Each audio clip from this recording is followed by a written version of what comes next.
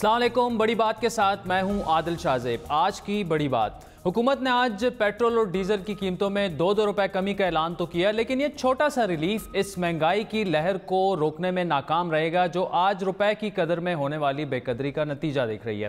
گزشتہ روز $1 134 روپے کا مل رہا تھا اور آج $1 تاریخ کی بلند ترین سطح 142 تک پہنچ چکا ہے، یعنی ایک رات میں روپیہ 8 روپے بے قدر ہو گیا ڈالر کے مقابلے میں، اور اس بے قدری کے باعث ملکی قرضے میں 760 ارب روپے کا اضافہ بھی ہوا۔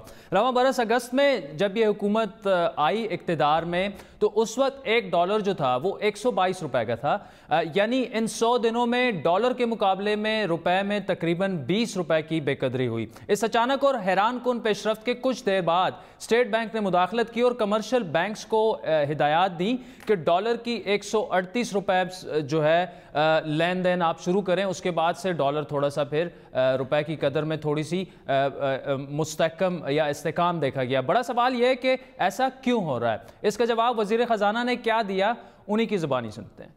مصنوعی طریقے سے یہ ڈالر خرید کے اسٹیٹ بینک اس کو بیلنس کرتا رہے تو اس کا نتیجہ کیا ہوتا ہے؟ اس کا نتیجہ یہ ہوتا ہے کہ باہر کی جو مصنوعات ہیں وہ پاکستان کے صارف کے لیے سستی سے سستی ہوتی جا رہی ہے، کیونکہ پاکستان میں تو افراط زیادہ چیزیں مہنگی ہو رہی ہیں، لیکن باہر ڈالر کی آپ نے روپے کی قدر روک کے رکھی ہوئی ہے، اور یہ ابھی تک بھی ایک حد تک ہو رہا ہے۔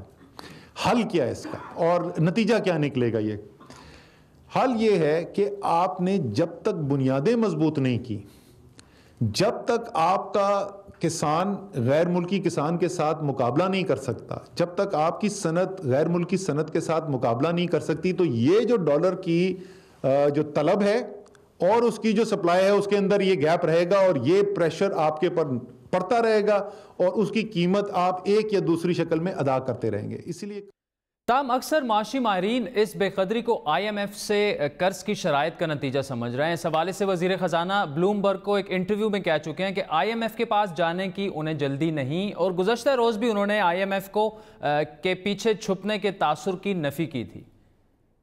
ایسی صورتحال کہ ماہرین بڑے بڑے افلاطون پوچھ رہے ہیں کہ آنکھ بند کر کے IMF کے سامنے معاہدے پہ دستخط کیوں نہیں کرتے؟ اس خسارے کو پورا کرنے کے لیے پیسہ بھی تو لے کر آنا ہے۔ جیسے میں نے پہلے کہا، ایک طریقہ کار یہ تھا سیدھے جائیں IMF کے سامنے بیٹھیں، جو شرائط رکھیں دستخط کریں اس کے اوپر، اور قوم کے سامنے آ کے کھڑے ہو کے بول دیں جی کیا کریں، وہ تباہ کر گئے تھے، ہماری تو مجبوری تھی، IMF کہتا ہے یہ کرو، اور جو وہ کہتے ہیں وہ کرتے چلے جاؤ۔ میں نے یہ پہلے دن بھی کہا تھا اور میں آج بھی کہتا ہوں، ہم IMF کے پیچھے نہیں چھپیں گے۔ اگر IMF کے ساتھ معاہدہ کریں گے تو ان شرائط کے اوپر کریں گے جو ہم سمجھتے ہیں اس قوم کی معیشت کی بہتری کے لیے، اس عوام کی بہتری کے لیے۔ حکومت کا یہ موقف معاشی ماہرین کو مطمئن کر رہا ہے، نہ اپوزیشن کو۔ تجزیہ کاروں کا مشورہ ہے کہ حکومت روپے کی قدر میں کمی کا باضابطہ اعلان کرے تاکہ جو یہ کیفیت طاری ہو چکی ہے معیشت پر، اس کا خاتمہ ہو۔ تجزیہ کاروں کی نظر میں روپے کی اتنی بے قدری متوقع نہیں تھی، کیونکہ ملک میں ابھی تک IMF پروگرام جو ہے وہ IMF کے پروگرام میں پاکستان باقاعدہ ابھی شامل نہیں ہوا۔ واضح رہے کہ IMF بیل آؤٹ پیکج کے لیے روپے کی قدر 145 سے 150 روپے فی ڈالر اور شرح سود 10.5% تک چاہتا ہے، یہ ماننا ہے کچھ ماہرین کا۔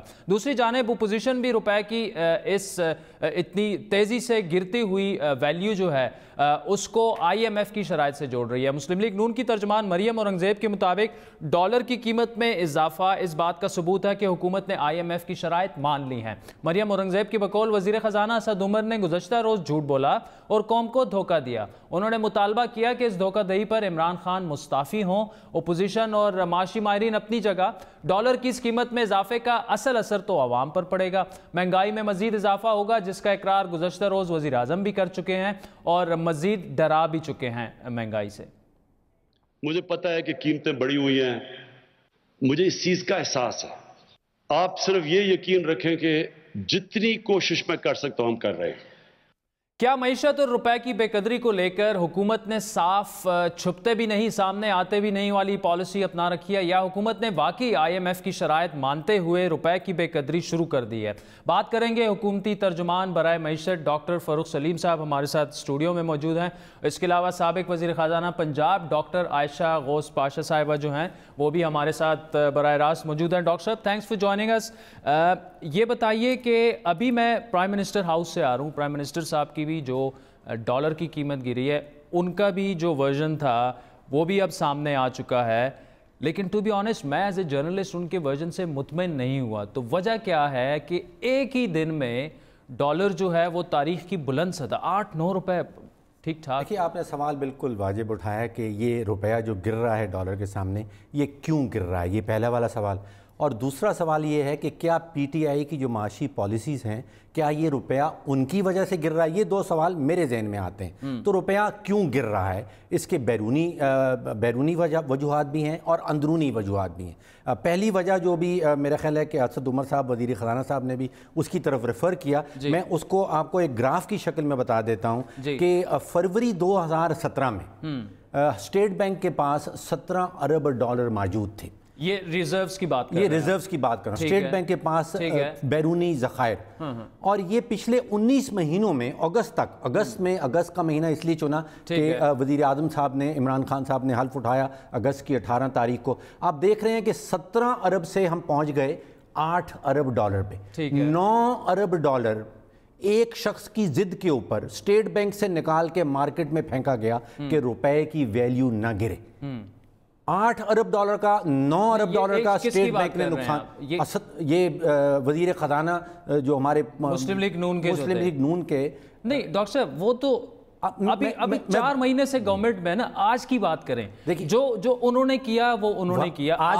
آپ لوگوں نے پالیسی دی 120 کا، ابھی اس وقت ڈالر 142 تک پہنچ گیا ہے. اور میں اور آپ ایک ویک پہلے آپ میرے پروگرام میں بیٹھے ہوئے تھے، آپ نے یہ کہا تھا کہ جی ڈالر، میں نے آپ کو کہا تھا کہ یار اگر مارکیٹ پر ہی ڈالر کو آپ چھوڑ دیں تو یہ تو 150 تک پہنچ جائے گا. آپ نے کہا نہیں عادل ایسا کبھی نہیں ہوگا، 144 تک پہنچ. دیکھیے ایک بات یہ طے ہو گئی کہ پچھلے 19 مہینوں میں اسٹیٹ بینک کے ذخائر خرچ کیے جا رہے ہیں کہ روپے کی مصنوعی طور پہ قیمت وہاں پہ مینٹین کی جائے. تو اب یہ ہو رہا ہے کہ اب اسٹیٹ بینک انٹروین نہیں کر رہا، اسٹیٹ بینک اپنے ڈالر کے ذخائر ضائع نہیں کر رہا. یہ اس وقت مارکیٹ جو فورسز ہیں ڈیمانڈ اینڈ سپلائی کی، دیکھیے یہ ٹرینڈ آپ دیکھ لیے دسمبر 2017 سے شروع ہو گیا تھا. یہ پی ٹی آئی کی حکومت کے دوران شروع نہیں ہوا. جیسے آپ نے کہا کہ 105 تھا تقریباً اینڈ دسمبر میں، ارلی جنوری میں، اور پھر یہ 125 تک گیا ہے اگست کے مہینے میں.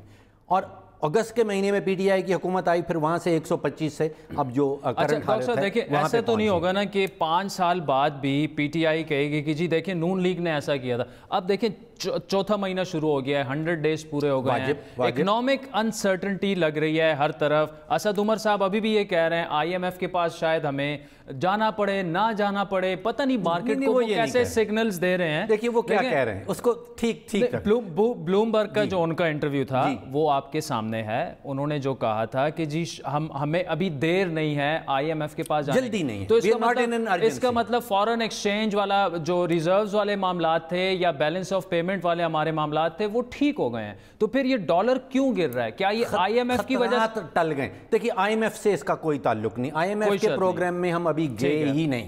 آئی ایم ایف سے اس کا کوئی تعلق نہیں. دیکھیے ایک تو انٹر بینک مارکیٹ میں جو میں نے آج صبح معلومات لیں، ڈالر کی انتہائی قلت ہے. جو بینک آپس میں ایک دوسرے کو ڈالر لینڈ کر رہے ہیں اس کے اوپر تقریباً 6% اوور نائٹ انٹرسٹ چارج ہو رہا ہے. یعنی کہ ڈالر کی انٹر بینک میں واقعی میں ایک قلت ہے. اور جب بھی کسی چیز کی قلت ہو جاتی ہے تو اس کی قیمت، اب اگر دیکھیے کیلا چل رہا ہے 100 روپے کا درجن مل رہا ہے اور اچانک 150 ہو جاتا ہے، اس کے پیچھے یہی ہوگا کہ قلت ہو گئی ہے، خریدار وہاں پہ موجود ہیں. اور دوسری وجہ یہ ہے کہ جو یہ کام ہم نے کیا پچھلے 19 مہینوں میں جو اسٹیٹ بینک کے ڈالرز اٹھا کے پھینکے، اس سے ہوا یہ ہے کہ جو امپورٹس ہیں وہ پاکستان میں سستی ہو گئیں، اور امپورٹس آپ نے دیکھا ہم 61 ارب پہ پہنچ گئے.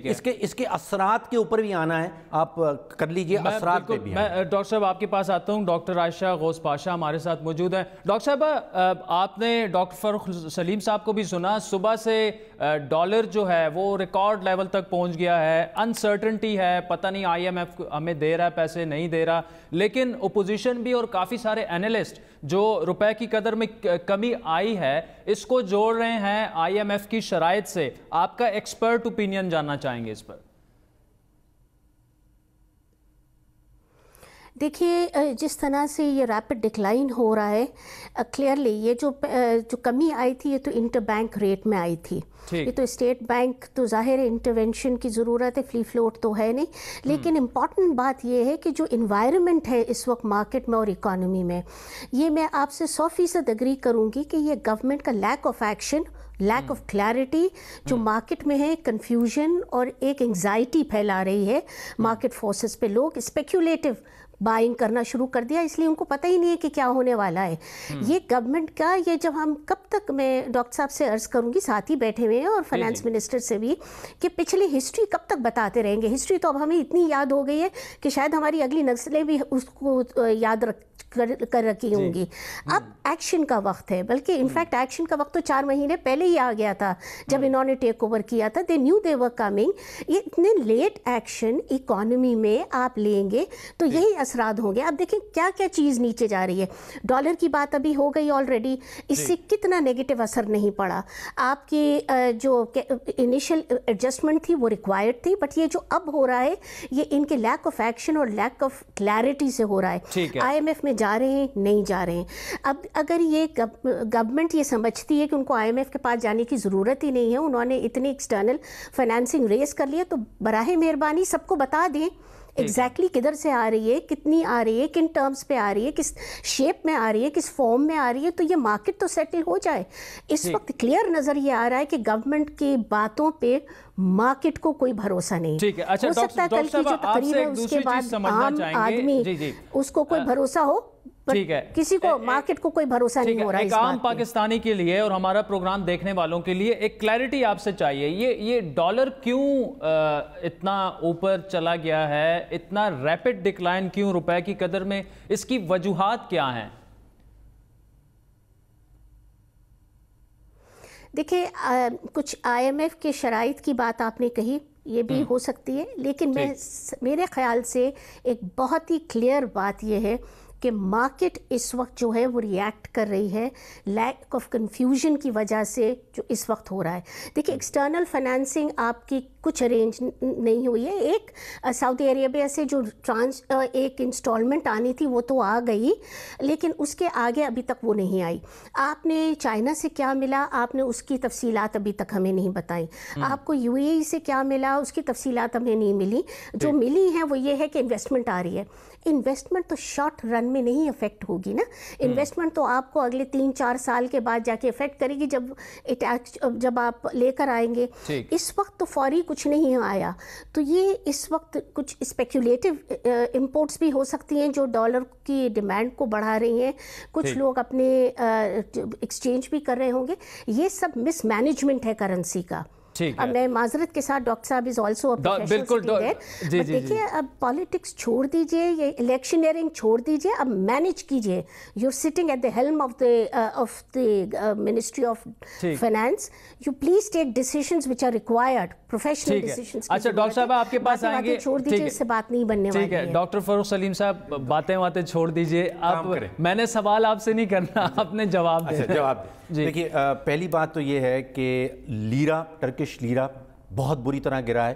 اس وقت پاکستانی روپیہ تقریباً 30-35% گر چکا ہے. دسمبر سے اگر ہم شروع کر لیں، ٹرکش لیرا 100% سے زیادہ گرا ہے. کورین وان گرا ہے، انڈین روپی گرا ہے، بنگلہ دیش ٹاکا گرا ہے، ارجنٹائن کا پیسو گرا ہے. ان سب ملکوں میں پی ٹی آئی کی حکومت نہیں ہے. وہاں آپ یہ نہیں کہہ سکتے ہیں کہ وہاں کی حکومتیں بھی مینج نہیں کر رہی ہیں. ایک पिछले 5-6 महीनों से, स्पेशली मार्च 2018 के बाद से, जब से यूएस में इंटरेस्ट रेट बढ़ना शुरू हुए हैं, मैंने एक्चुअली इंटरेस्ट रेट निकाल के देखे वो है, लेकिन देखिए जो 4-5 ममालिक आपने गिनवाए हैं ना, 4-5 ममालिक आपने गिनवाए हैं, वो डिफरेंट फैक्टर्स हैं। टर्की की अगर बात करें तो इंटरनल फैक्टर्स थे, वहां पे कू हुआ, एक्सटर्नल फैक्टर्स ऐसे थे, तो कई साल गुजर गए। नहीं, उसके बाद से टर्किश इकोनॉमी जो है वो उस तरह से स्टेबल नहीं हो पाई। पैसो गिरा है, जी, कोरियन वॉन गिरा है, इंडियन रुपया गिरा, इंडियन रुपये में तो कुछ नहीं है, कोई बांग्लादेश टका गिरा है, इंटरनेशनल फैक्टर तो कोई नहीं है ना। इंटरनेशनल डॉक्टर साहिबा ने सवाल उठाया है वो ये है कि लैक ऑफ एक्शन है गवर्नमेंट की तरफ। मेरा कहना ये है कि ये बाकी ममालिक में भी लैक ऑफ एक्शन है। सारी दुनिया की करेंसीज गिर रही हैं और उसकी वजह यह है कि अमेरिका का इंटरेस्ट रेट चढ़ रहा है। अब देखिए कितनी तेजी से चढ़ा है। अमेरिका का जब भी इंटरेस्ट रेट चढ़ता है, तारीखी तौर पे चढ़ता है, तो यूएस डॉलर चढ़ता है और बाकी मुल्कों की करेंसीज गिरती हैं। ये कह देना कि पाकिस्तान में लैक ऑफ इसका मतलब ये कि आज ना सिर्फ रुपए नहीं गिरा होगा, दुनिया भर की करेंसी अगेंस्ट डॉलर गिरी होगी। मैं इंडेक्स निकाल के लाया हूं, देखिए जितना मतलब कितने आज डॉलर का इंडेक्स है पूरी दुनिया का। कितने परसेंट डिवैल्यू हुआ है रुपये आज? रुपये दिसंबर से आज तकरीबन 4-5%। अच्छा, और दिसंबर से आज तक जिसमें पीटीआई का आधा 125 से 40, इसके मुकाबले में लीरा 100% से ज्यादा गिरा है। अर्जेंटीन पेसो जो है वो 80% से ज्यादा गिरा है। तो आप ये कह रहे हैं गवर्नमेंट का इनएक्शन नहीं है, कुछ और फैक्टर्स हैं। गवर्नमेंट से ताल्लुक नहीं है। मैं सिर्फ डॉक्टर साहिबा के लिए जवाब चाह रहा हूं। इसका गवर्नमेंट से इस वक्त ताल्लुक नहीं है, और उसकी दो वजूहात मैंने बताई। एक तो अमेरिका का इंटरेस्ट रेट जितनी तेजी से बढ़ रहा है, और फिर पीटीआई की हुकूमत जो है वो इस वक्त अर्जेंटीना में और टर्की में और बांग्लादेश में और इंडिया में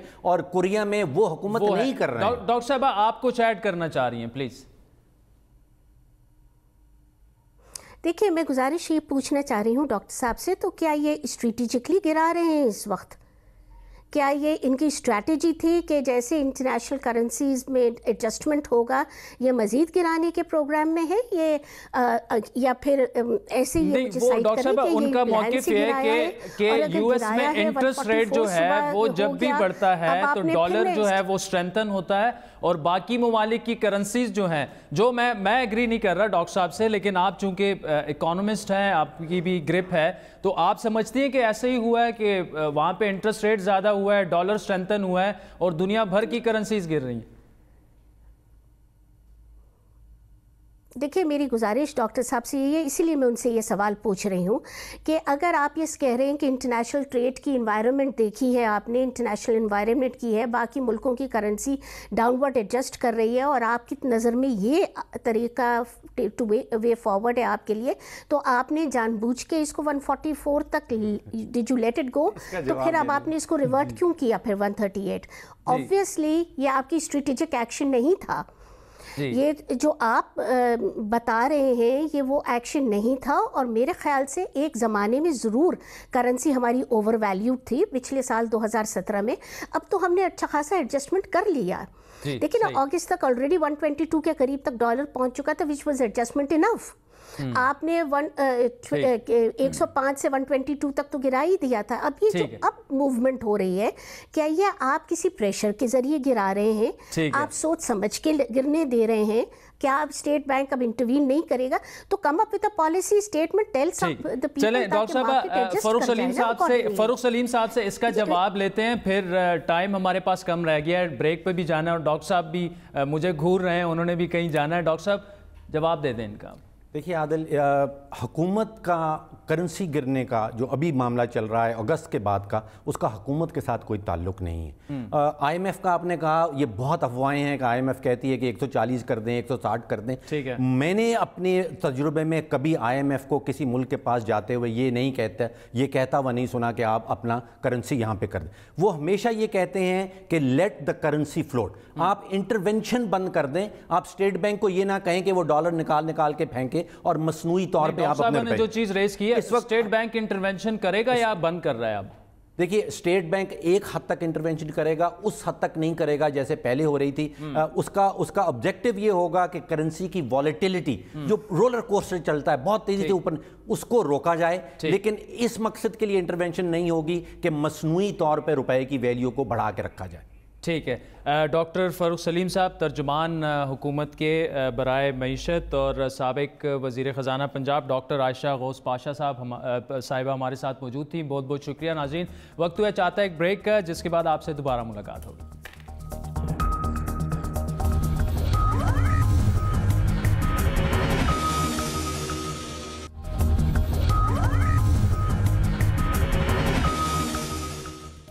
ویلکم بیک ناظرین. وزیراعظم عمران خان کے دورے چین کے ثمرات نظر آنا شروع ہو گئے ہیں. یہ دعویٰ ہے پاکستان تحریک انصاف کی حکومت کا, اور اس کی مثال ہوئی وہ اس طرح سے دیتے ہیں کہ پاکستان کی آٹو انڈسٹری کے لیے ایک بڑی خبر آج آئی ہے. چین کی کمپنی JW فورلینڈ نے پاکستان میں $150 ملین انیشل انویسٹمنٹ کی یعنی سرمایہ کاری کرے گی, اور یہ سرمایہ کاری جو ہے وہ 900 ملینز تک اس کے تیسرے فیز میں اس پروجیکٹ کے وہ چلی جائے گی. ایک نئے پلانٹ کا انہوں نے آج آغاز کر دیا ہے, جو کہ مکمل کار سازی کا پلانٹ ہوگا. پہلی دفعہ پاکستان میں یہ پلانٹ اس طرح کا لگ رہا ہے, اور یہ سرمایہ کاری صرف پیسوں کی سرمایہ کاری نہیں ہوگی, یہ ٹیکنالوجی ٹرانسفر ہوگی چائنا سے پاکستان, اور یہاں پر Pakistan will be able to export cars to the neighboring countries very soon as well. بڑی بات یہ ہے کہ سرمایہ کاری کے نتیجے میں وزیراعظم عمران خان کے مطابق پاکستان میں کم از کم 45,000 لوگوں کو نوکریاں ملنے کا امکان ہے. کتنا بڑا منصوبہ ہے, اور اس کے نتیجے میں پاکستان کی آٹو انڈسٹری میں کیا بڑی تبدیلی آ سکتی ہے. Luckily we have the CEO of Forland Alex Zou, اور اس کے علاوہ عابد سعید صاحب جو ہیں وہ ڈائریکٹر ہیں کمپنی کے, وہ بھی ہمارے ساتھ موجود ہیں. So Alex, tell us about this project, how is going to benefit Pakistan and in what ways?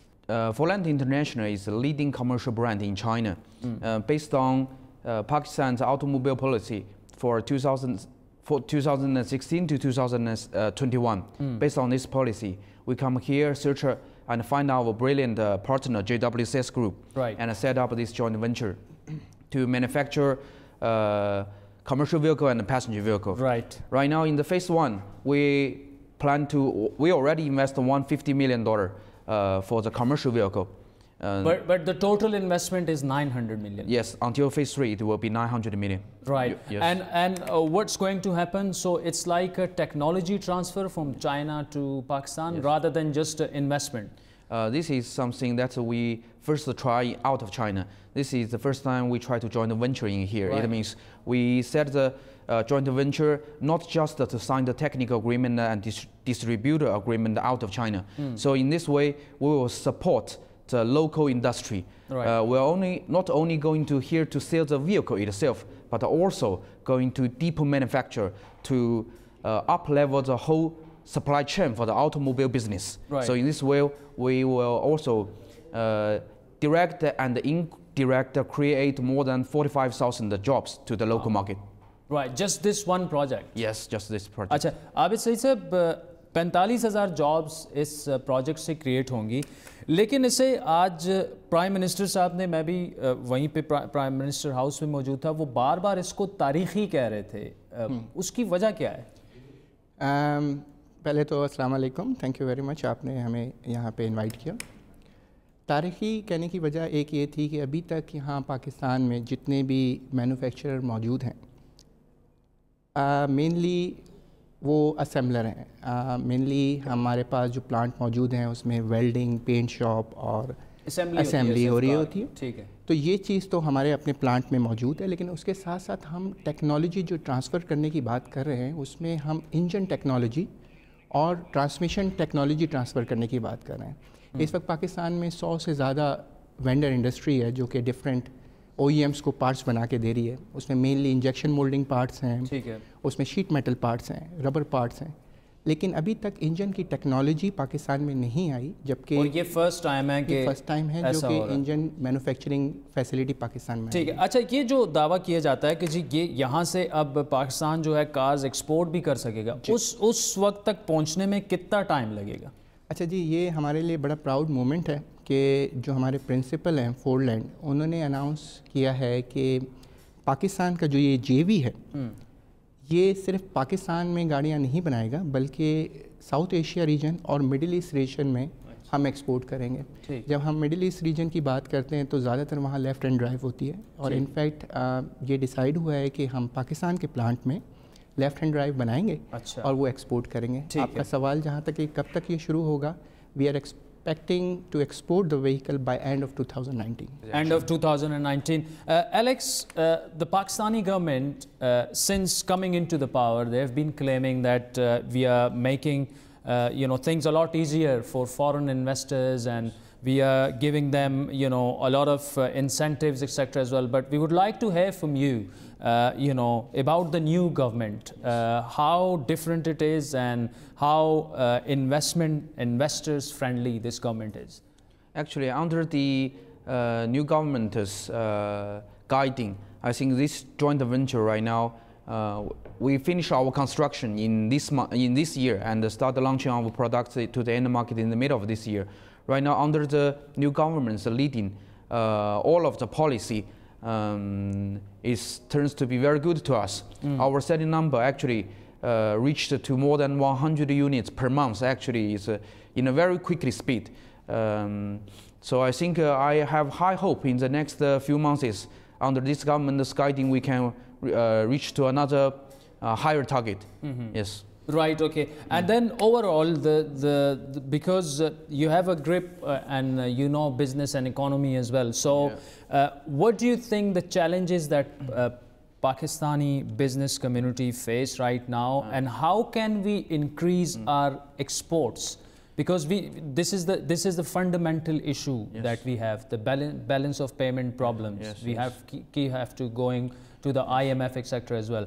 So how can we increase our exports? From my position, actually the currency of the Pakistan problem right now affect us, our business directly. And we are also finding the way right now, based on the friendship between Chinese government and the Pakistan government, we are trying to use the RMB besides dollar to doing our business. So probably it will be make us solve the currency problem in some level. But for more deeply for this business, we are looking forward to deeply manufacture. It means the whole supply chain, the whole manufacturing supply chain. From right now, we import the vehicle directly from China, but in the near future, we are looking for that the tire, the cabin, chassis, even the engine and the gearbox, we are going to localize in here. Right. So in this way, and that's for the first time in the history of Pakistan. Exactly. So in this way, we can avoid to import too many goods out from Pakistan. Then can also supporting us to export our products surrounding Pakistan country, like Bangladesh, Sri Lanka, Afghanistan. And I think this is good for both China and Pakistan, and also to our business. Thanks, Alex. عابد صاحب آپ سے یہی سوال کہ اس طرح کے project جو ہیں وہ اگر ہوں گے تو پاکستان کے ایکسپورٹس بڑھیں گی, اور بیلنس آف پیمنٹ کا جو مسئلہ ہے وہ بھی مسائل کم ہوں گے پاکستان کے. تو کیا کرنا چاہیے گورنمنٹ کو مزید, کیا انسینٹیوز دینے چاہیے آپ کے خیال میں, جو اسپیشلی فارن انویسٹمنٹ جو ہے اٹریکٹ کرنے کے لیے؟ جی دیکھیں, یہ آٹوموٹیو سیگمنٹ میں گورنمنٹ نے بڑی اچھا انیشیٹو لیا ہے. ایک 1621 جو پالیسی نکالی ہے جس میں ڈیوٹی بینیفٹ دیا ہے نیو مینوفیکچرر کو, اس سے تقریباً 12 کمپنیز پاکستان میں نئی آٹوموٹیو کی آ رہی ہیں. اور یہ بینیفٹ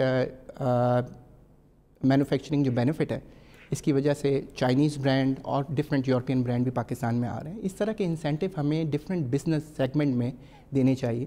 انفیکٹ ہماری بات ہو رہی تھی فور لینڈ سے کہ جو وینڈ انڈسٹری کی بات کریں, جیسے کہ انجن ٹیکنالوجی پاکستان میں فرسٹ ٹائم آ رہی ہے, ٹرانسمیشن ٹیکنالوجی فرسٹ ٹائم آ رہی ہے.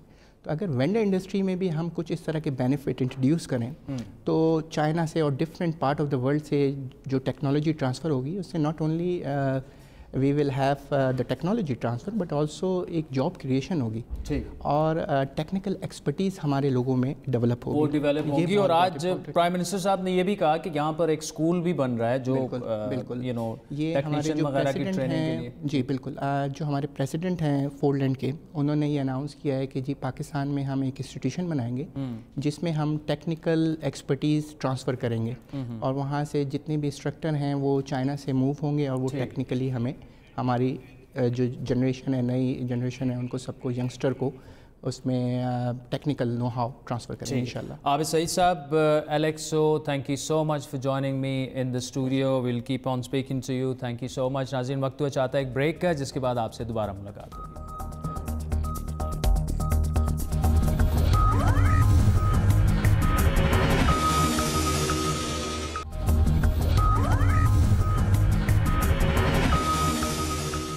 ویلکم بیک ناظرین. پشاور BRT تحریک انصاف کا ایک بڑا منصوبہ, اسے مکمل ہونے کا جو ہے وہ نام نہیں لے رہا. وہ ابھی تک تاریخ پر تاریخ دیتی ابھی تک ہم نے سنی ہے پاکستان تحریک انصاف سے.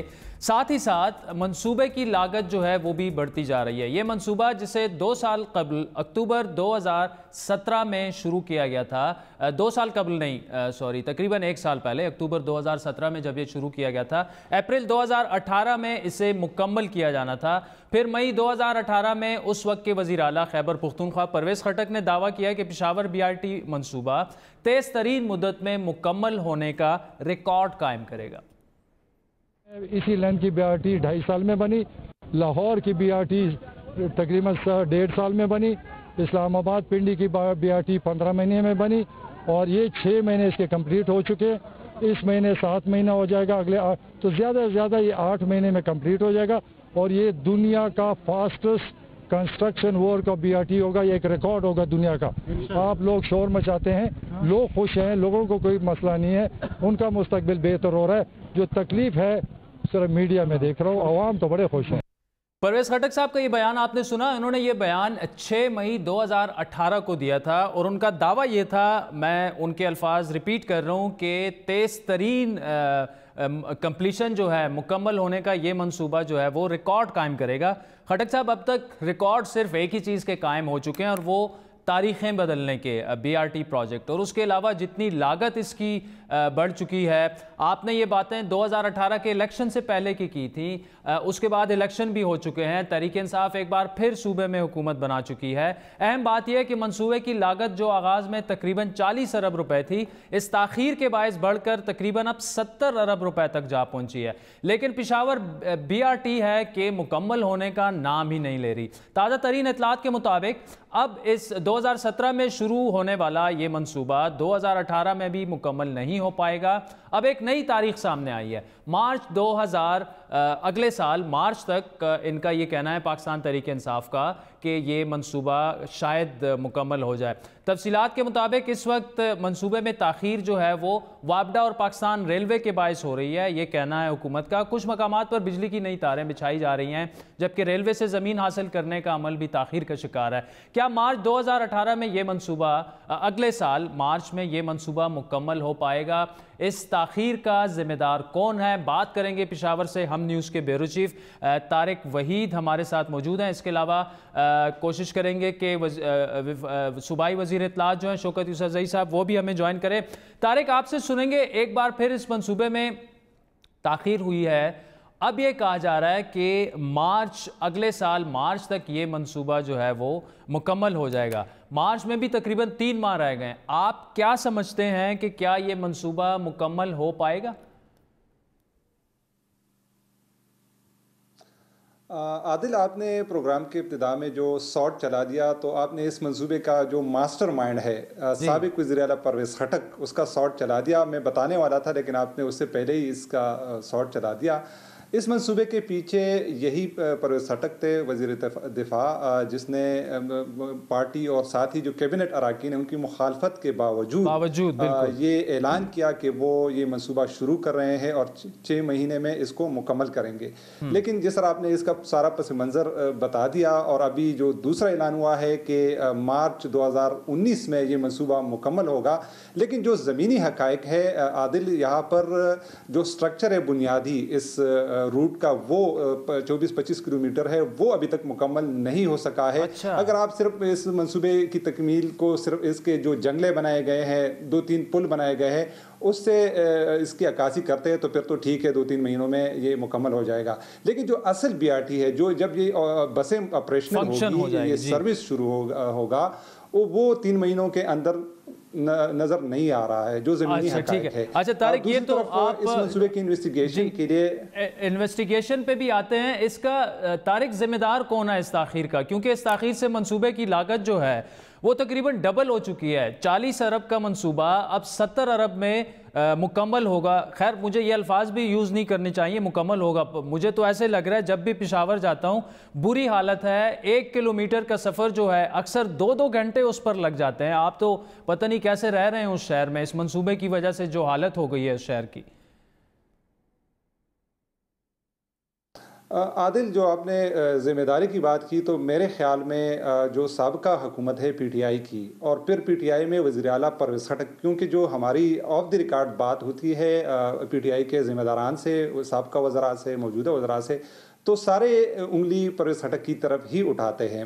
جو انٹرنل ذرائع سے ہمیں معلوم ہوا ہے ان کے مطابق جب یہ فیصلہ ہو رہا تھا تو وزراء کی طرف سے اور ماہرین جو تھے پی ڈی اے کے انہوں نے مخالفت کی کہ ایک تو ابھی 6 مہینے اناؤنس نہیں کرنا ہے، یہ ممکن ہی نہیں ہے کہ 6 مہینے کے اندر یہ منصوبہ مکمل ہو جائے. لیکن پرویز خٹک کا اصرار تھا کہ وہ یہ منصوبہ شروع کریں گے اور 6 مہینے کے اندر مکمل کریں گے. جو حالات ہوئے وہ آپ کے سامنے ہے، ناظرین کے سامنے ہے.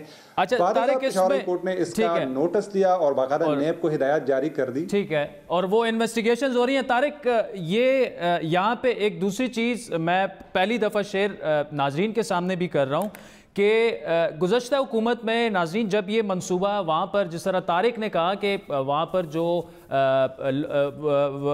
پشاور کی جو جس طرح سے یہاں پہ کیپٹل ڈیولپمنٹ اتھارٹی ہے، پی ڈی اے ہے، ان تمام جو تنظیمیں ہیں انہوں نے اس منصوبے کی مخالفت کی تھی. اس کے علاوہ جو سینئر وزیر تھے عاطف خان، اس کے علاوہ جو دوسرے منسٹر تھے، سینئر منسٹر ہیں، وہ بھی شہرام خان ترقی، انہوں نے بھی اس منصوبے کی مخالفت کی تھی. اور وہ آ کے بنی گالہ میں عمران خان صاحب سے ملے بھی تھے اور انہوں نے یہ کہا تھا کہ نہ تو یہ منصوبہ 6 مہینے میں مکمل ہوگا اور نہ یہ منصوبہ اس چھوٹے سے شہر کے لیے ہے. کیونکہ اگر جی ٹی روڈ میں آپ، وہ اتنا چھوٹا سا روڈ ہے، اس میں فیزیبل ہی نہیں ہے ایک میٹرو بنانا.